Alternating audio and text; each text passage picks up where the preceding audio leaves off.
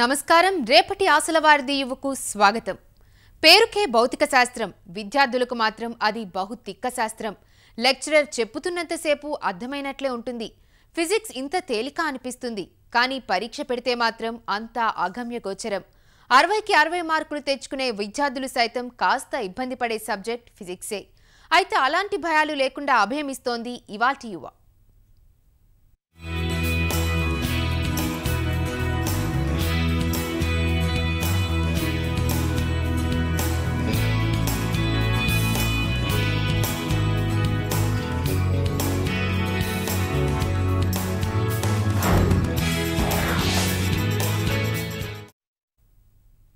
Physics అర్థమైతే ఇంత తేలికైన సబ్జెక్టు మరొకటి ఉండదనిపిస్తుంది.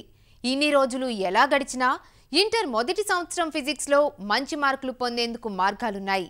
ఈ సబ్జెక్టుకు సంబంధించి కీలకమైన పదాల దగ్గర నుంచి సమస్యలను పూరించడం వరకు ఓ క్రమ పద్ధతిలో సాగితే సరిపోతుంది.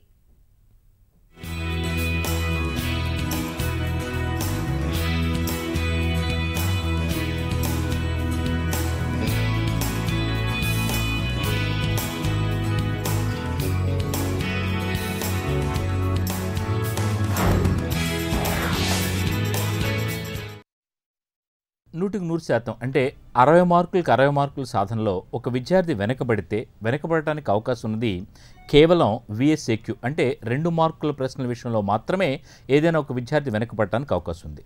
ఆ ఆన్సర్స్ రాసేటప్పుడు కూడా మ్యాక్సిమం 1 లైన్ లేక 2 లైన్స్ వరకు ఉంటుంది. కాబట్టి దిద్దే అధ్యాపకుడికి 10 ప్రశ్నలు సరిగా రాసినప్పుడు సో ఈ 10కి 10 × 2 20 మార్కులు ఆ విద్యార్థి సాధించగలిగితే ఇమ్మీడియట్గా ఆ పేపర్ మీద ఇంప్రెషన్ అని చెప్పినది డెఫినెట్గా ఈ విద్యార్థి బాగా రాస్తున్నారు కాబట్టి 100కి 100% మార్కులు ఇవ్వచ్చు అనే అభిప్రాయంతో రిమైనింగ్ పేపర్ దిద్దడానికి అవకాశం ఉంది.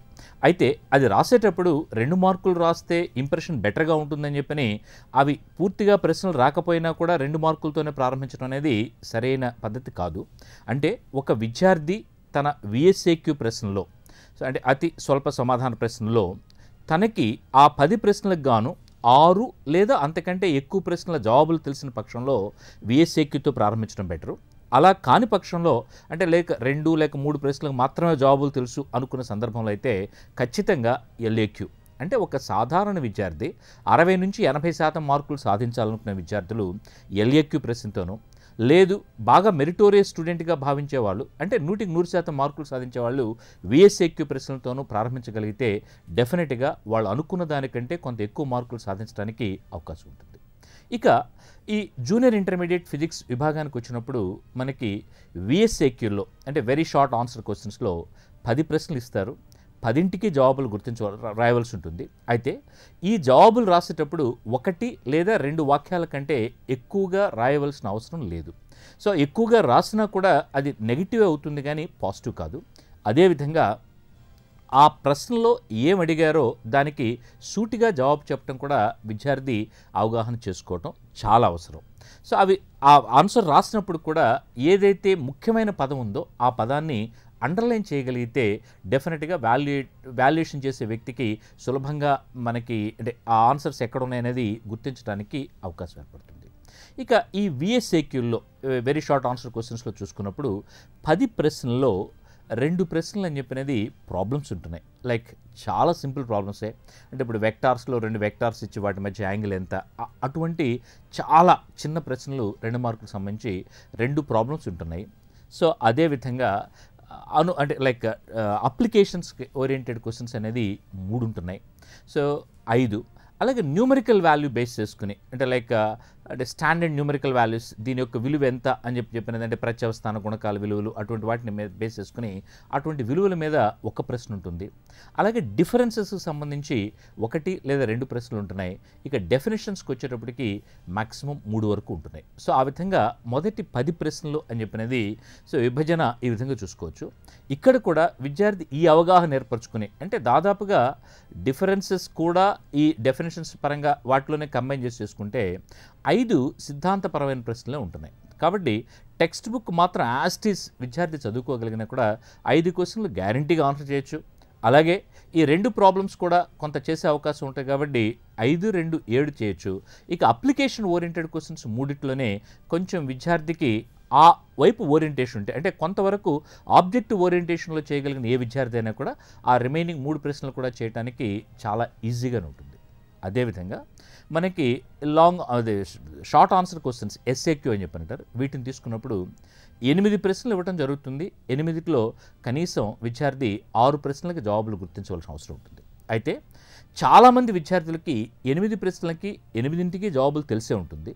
ఈ 8ంటికి జవాబు తెలిసిన పక్షంలో ఆ విద్యార్థి తీసుకోవాల్సిన జాగ్రత్త ఏ ప్రశ్నల్ని రాయటం మేలు అనేది చూసుకుంటూ వస్తే, ఫిజిక్స్లో తీసుకున్నప్పుడు ముఖ్యంగా మనకి 3 రకాలైన ప్రశ్నలు, ప్రాబ్లమ్స్ ఉంటాయి, డెరివేషన్స్ ఉంటాయి, అదేవిధంగా థియరిటికల్ టైప్ ఆఫ్ క్వశ్చన్స్ ఉంటాయి. వాటిలో ప్రయారిటీ వెయిట్కి ఇవ్వడం బెటర్ అని చెప్పని అన్నప్పుడు ప్రాబ్లమ్స్కి అధిక ప్రాధాన్యత ఇవ్వడం మేలు. ఎందుకంటే ప్రాబ్లమ్స్ విషయంలో డేటా రాసి, ఫార్ములా రాసి, సబ్స్టిట్యూషన్ చేసుకుని ఆ వాల్యూ క్యాల్కులేట్ చేసి దాని యూనిట్తో కూడా కలిసి రాయగలిగితే డెఫినెట్గా విద్యార్థికి 4 మార్కులకి 4 మార్కులు వచ్చే అవకాశం ఉంటుంది. అంటే ఇక్కడ ఆ వాల్యుయేటర్ ఎక్కడ కూడా కట్ చేయడానికి అవకాశం ఉండదు. కాబట్టి ఖచ్చితంగా ప్రాబ్లమ్స్కి హయ్యర్ ప్రయారిటీ ఇచ్చుకోగలిగితే అడ్వాంటేజ్ అనేది ఎక్కువగా ఉంటుంది.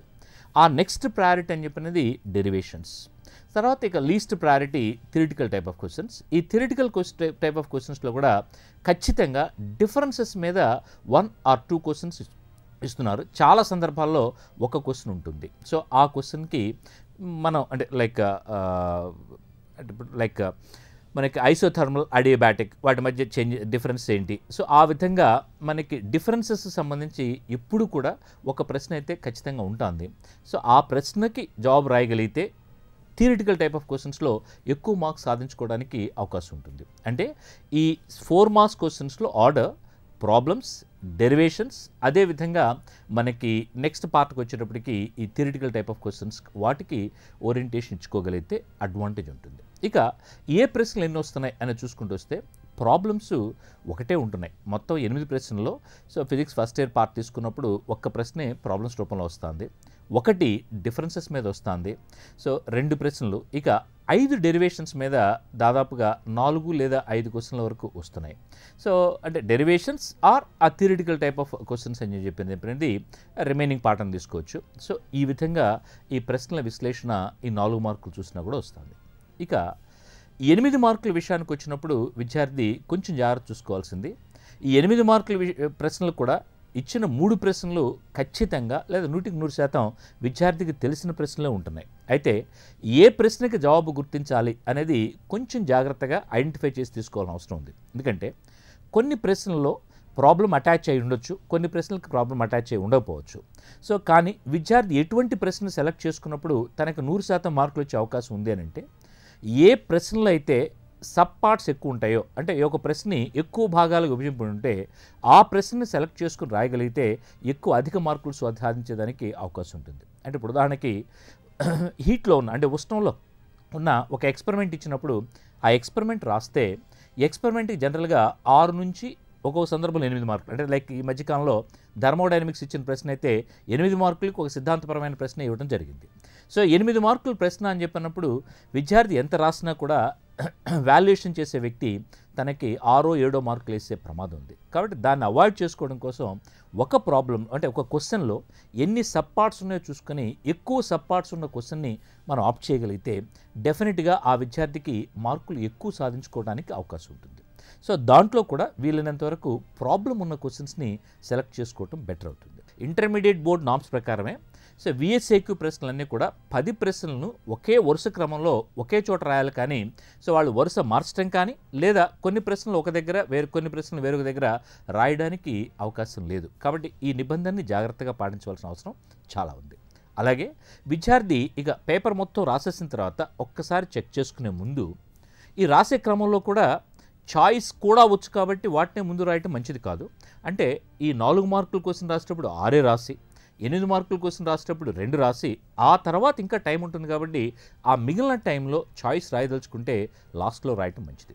అలాగే ఒకసారి బ్యాక్ చెక్ చేసుకునేటప్పుడు కూడా విద్యార్థి చూడాల్సింది సిద్ధాంతపరమైన ప్రశ్నలు తీసుకునేటప్పుడు ప్రతి ప్రశ్నలో కూడా కొన్ని ముఖ్యమైన భాగాలు ఉంటాయి, వాటిని అండర్లైన్ చేసుకోవడం చాలా అవసరం. అంటే ఇప్పుడు ఉదాహరణకి ఒకవేళ law of conservation of linear momentum అంటే ద్రవ్యవేగ నిశ్చత్వ నియమం మీద ప్రశ్న ఇస్తే ఎక్కువ మంది విద్యార్థులు రాస్తున్న సమాధానం ఏంటంటే సో అభిఘాతాల ముందు అభిఘాతాల తర్వాత ద్రవ్యవేగం సమానంగా ఉంటుంది. ఇంతవరకు రాసి వదిలేస్తున్నారు. అంటే before collision and after collision the momentum remains same. కానీ అక్కడ నిబంధన ఏంటి అని చెప్పనంటే ఎక్స్టర్నల్ ఫోర్స్ లేనప్పుడు ఆ మాట ఖచ్చితంగా విద్యార్థి రాయవలసిన అవసరం ఉంది. అటువంటి ఇంపార్టెంట్ కీవర్డ్స్ ఏవైతే ఉన్నాయో ఆ పదాలని విద్యార్థి అండర్లైన్ చేసుకోగలిగితే దానివల్ల అడ్వాంటేజ్ ఉంటుంది. అంటే లైక్ పేపర్ వాల్యూ చేసే వ్యక్తి కూడా ఏదైతే అండర్లైన్ చేశారో అది చూసుకుని ఇమ్మీడియట్గా వెళ్ళిపోవడానికి ఒక అవకాశం ఉంటుంది. అలాగే ప్రాబ్లమ్స్ వర్క్ చేసేటప్పుడు కూడా డేటా అంటే దత్తాంశం రాసేటప్పుడు కేవలం అక్కడ ఇనిషియల్ వెలాసిటీ అనగానే u = అని రాయకుండా complete line initial velocity u = 10 మీటర్/సెకండ్ అంటే ఆ యూనిట్ వాల్యూ కూడా ఖచ్చితంగా మనకి విద్యార్థి రాసే విధంగా తయారు కావాలి. అంటే వెరిఫికేషన్లో విద్యార్థి చూసుకోవాల్సింది ఆ ఇంపార్టెంట్ పదాలను అండర్లైన్ చేయటం, అలాగే ఈ ప్రాబ్లమ్స్ కానీ ఇవేవైనా చేసేటప్పుడు ఏవైనా యూనిట్స్ ఉంటే ఆ న్యూమరికల్ వాల్యూతో పాటు ఇమ్మీడియట్గా యూనిట్ రాయడం. యూనిట్ రాసే క్రమంలో కూడా మీకు ప్రమాణాల మితుల్లో ప్రమాణాలు ఏ విధంగా రాయాలి అనే నిబంధనలు ఉన్నాయి కాబట్టి ఆ నిబంధనల ప్రకారం యూనిట్స్ రాసామో లేదనేది జాగ్రత్తగా చెక్ చేసుకుని అన్ని క్వశ్చన్స్ ప్రాపర్గా ఇంటర్ప్రిట్ చేసామనేది చూసుకుంటూ, అలాగే డెరివేషన్స్ ఏదైనా ఉన్నప్పుడు వాటిలో ఇంపార్టెంట్ పాయింట్స్ని ఒక బాక్స్ రూపంలో పెట్టుకుంటూ పూర్తి చేయగలిగితే డెఫినెట్గా సాధారణ విద్యార్థి కూడా ఫిజిక్స్ పేపర్లో 60కి 60 తెచ్చుకునే అవకాశం ఉంటుంది.